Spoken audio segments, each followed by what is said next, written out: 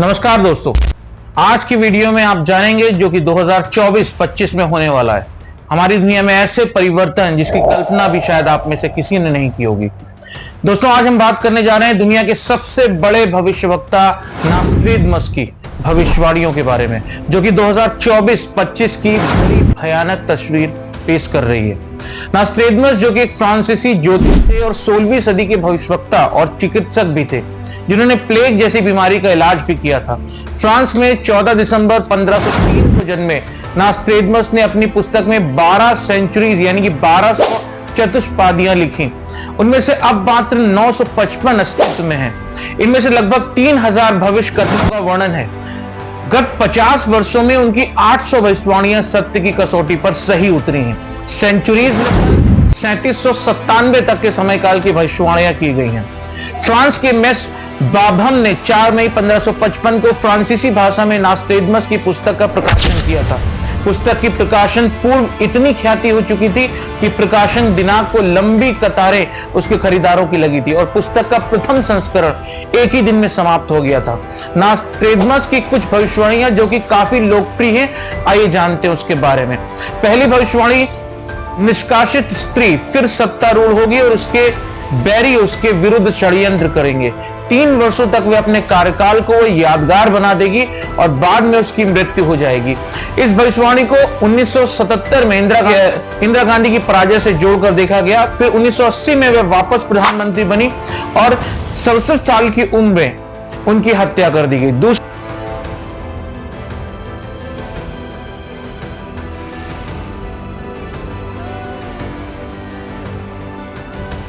दूसरी भविष्यवाणी थी, एक उत्तम वायु चालक देश के सर्वोच्च पद पर आसीन होगा, 7 सालों तक बहुत मशहूर होगा और उसका अंत ऐसा होगा कि रोंगटे खड़े कर देगा। कोयले से काली महिला अचानक गायब हो जाएगी। बर्बर सेना का कृत्य वेनिस को आतंकित कर देगा। लोगों ने इसे स्वर्गीय राजीव गांधी जी से जोड़कर देखा, जो कि 1984 में स्वर्गीय इंदिरा गांधी की मृत्यु के बाद राजीव गांधी, जो कि एक पायलट थे, कुशल पायलट थे, वे देश के प्रधानमंत्री बने और वेनिस अर्थात इटली यानी कि सोनिया गांधी जी आतंकित हो गई।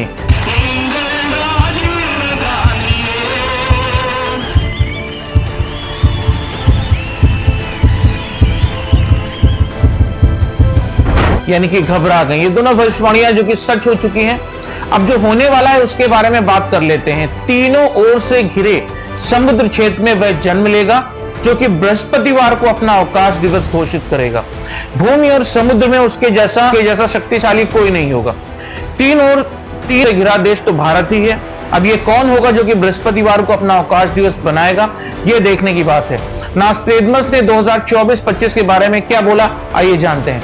2025 को लेकर नॉस्ट्रेडमस की भविष्यवाणी थी कि यूरोप में भीषण युद्ध की संभावना है। नॉस्ट्रेडमस की भविष्यवाणी के अनुसार 27 अक्टूबर 2025 को तीसरी किस्म की जलवायु आएगी। ये तीसरी जलवायु अंतरिक्ष की भी हो सकती है, यानी कहीं ना कहीं एलियंस के बारे में भी कुछ संकेत दिए गए हैं। नॉस्ट्रेडमस ने बताया कि शीघ्र मुक्तिदाता आएगा जो कि दुनिया का मुखिया होगा और उसका नाम शरण हो सकता है। उसे लोग पहले तो प्यार करेंगे परंतु बाद में उससे आतंकित होंगे।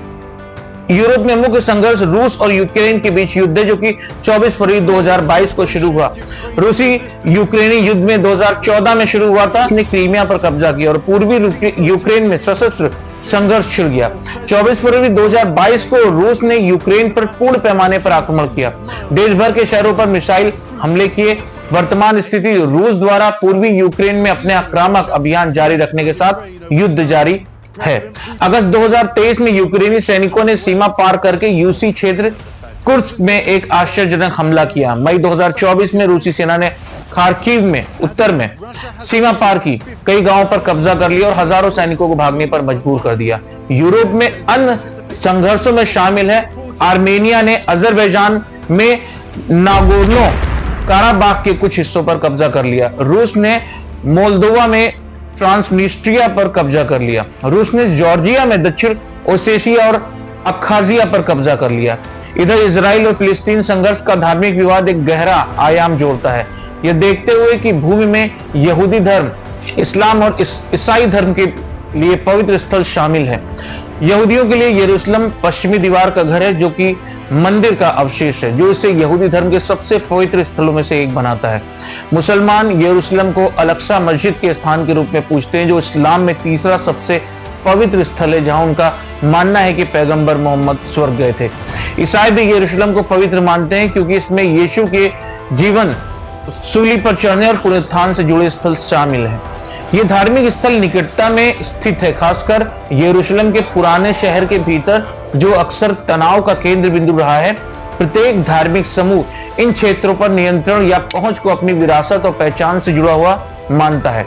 धार्मिक आख्यान कभी कभी संघर्ष और भी तीव्र कर देते हैं, क्योंकि कुछ लोग भूमि को अपने समुदाय को ईश्वर द्वारा दिया गया वादा मानते हैं, जिससे इसे बचाने के लिए अविभाज्य अधिकार या कर्तव्य की भावना पैदा होती है।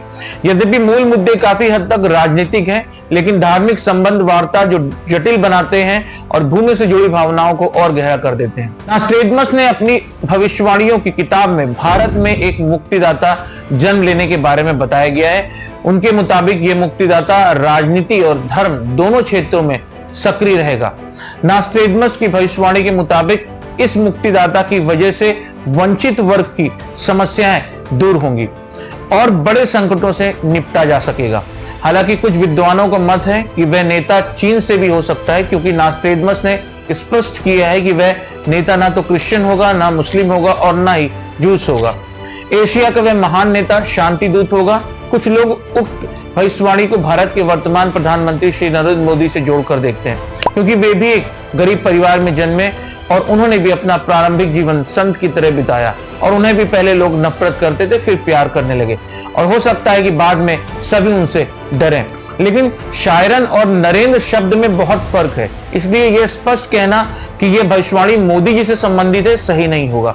नास्ट्रेडमस की भविष्यवाणियों के ज्ञाता महाराष्ट्र के ज्योतिषाचार्य डॉक्टर रामचंद्र जोशी ने इन पर एक मराठी पुस्तक लिखी है, जिसमें वे नास्ट्रेडमस की सेंचुरी का हवाला देते हुए लिखते हैं कि ठहरो, स्वर्ण युग आ रहा है, एक अधेड़ उम्र का औदार्य अजोड़ अघाप महासत्ता अधिकारी भारत ही नहीं सारी पृथ्वी पर स्वर्ण युग लाएगा और अपने सनातन धर्म का पुनरुत्थान करके यथार्थ भक्ति मार्ग बताकर सर्वश्रेष्ठ हिंदू राष्ट्र बनाएगा।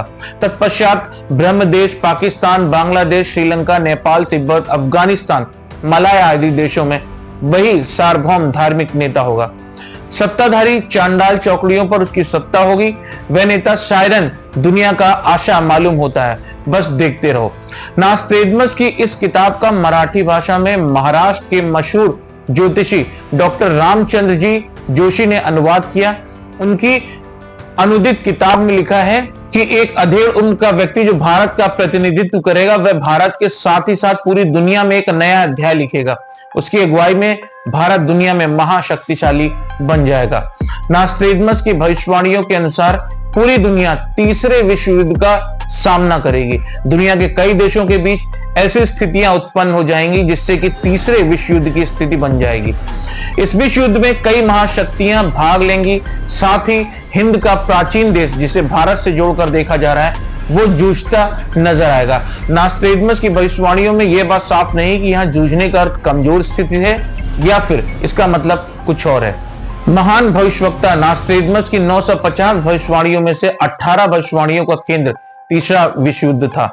उन्होंने कहा था कि 2009 से 2013 तक दुनिया में बड़ी क्रांतियां होंगी। उनका कहना था कि यह अवधि मुसीबतों, निराशा और बुराई से भरी होगी। साथ ही इन सब के बीच आशा और उम्मीद की किरणें भी होंगी। 2009 से 2012 तक के समय की उन्होंने विस्तार से चर्चा की है। इसके बाद की महान शायरन का विश्व पटल पर उदय होगा और धीरे धीरे वह अपनी ताकत बढ़ाता जाएगा।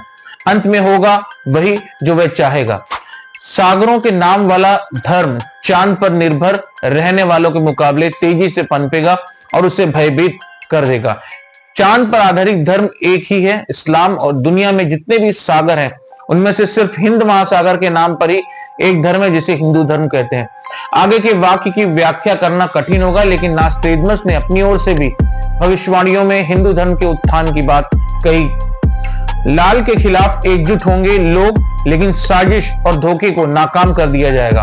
पूरब का वह नेता अपने देश को छोड़कर आएगा और पार करता हुआ इटली के पहाड़ों को और फ्रांस को देखेगा। वह वायु, जल और बर्फ से ऊपर जाकर सभी पर अपने दंड का प्रहार करेगा। नूरबर जैन के अनुसार तृतीय विश्व युद्ध दक्षिण पश्चिमी एशिया में जब पश्चिमी देशों की संयुक्त सेना अभियान शुरू करेगी तो मध्य पूर्वी सैनिक उपनिवेशों के पास गंगा नदी के मुहाने पर और खाड़ी के आसपास संघर्ष होगा। हो सकता है कि पाकिस्तान और चीन मिलकर भारत की सीमा में घुसपैठ कर गंगा नदी के मुहाने तक पहुंच जाएं। तृतीय विश्व युद्ध के संदर्भ में नास्ट्रेडमस लिखते हैं, अनिश्वरवादी और ईश्वरवादियों के बीच संघर्ष होगा। चीन का धर्म और वहां की सरकार अनिश्वरवादी ही है। हाल ही में चीन द्वारा पाकिस्तान, श्रीलंका, बांग्लादेश, नेपाल से घनिष्ठता बढ़ाकर भारत की घेराबंदी करना इस बात की एक संकेत है कि चीन के इरादे नेक नहीं है। अंतिम जंग गंगा के किनारे होगी। गेंजेस नाम से फ्रांस का एक कस्बा भी है, लेकिन किनारे शब्द का इस्तेमाल तो किसी नदी के लिए ही होता है, इसलिए व्याख्याकार इसे भारत के संदर्भ में लिखी गई भविष्यवाणी मानते हैं। समुद्र में खून और लाशें तैरती दिखेंगी। जीवित नास्ट्रेडमस के नाम से मशहूर एथोस शैलोमे ने एलियन को लेकर एक भविष्यवाणी की है, एक बड़ी भविष्यवाणी की है। उन्होंने कहा है कि 2028 तक एलियंस की खोज कर ली जाएगी। 37 साल के एथोस शैलोमे पहले भी कई तरह की भविष्यवाणियां कर चुके हैं। ब्रिटेन की महारानी क्वीन एलिजाबेथ द्वितीय के मौत की भविष्यवाणी भी वे कर चुके हैं। वही एलन मस्क के ट्विटर खरीदने, स्पेन के यूरो 2024 जीतने समेत तीसरे विश्व युद्ध की भविष्यवाणी उन्होंने की है। अब वह एलियन को लेकर भी बड़े बड़े दावे कर रहे हैं। हालांकि ये बात सच है कि नासा ने भी कुछ संकेत भेजे हैं कि शायद कोई एलियन या ऐसे किसी ग्रह के वासी उस चीज को कैच करे और हमें रिप्लाई करे। तो कहीं ना कहीं ये बात भी एक संकेत देती है कि एलियंस की खोज हम लोग करने में लगे हैं और ये नामुमकिन नहीं है कि 2028 तक हो सकता है कि हम एलियन से कांटेक्ट कर सकें। तो दोस्तों ये था आज का वीडियो। आशा करते हैं आज का वीडियो आपको पसंद आया होगा। अगर पसंद आया हो तो हमारे चैनल को सब्सक्राइब कर लीजिएगा, वीडियो को लाइक कर दीजिएगा और ज्यादा से ज्यादा शेयर कर दीजिएगा और बेल आइकन को प्रेस कर दीजिए ताकि आगे आने वाले वीडियो की नोटिफिकेशन आप तक पहुंच सके। दोस्तों मिलते हैं नए वीडियो में, तब तक के लिए अपना ध्यान रखिए। नमस्कार।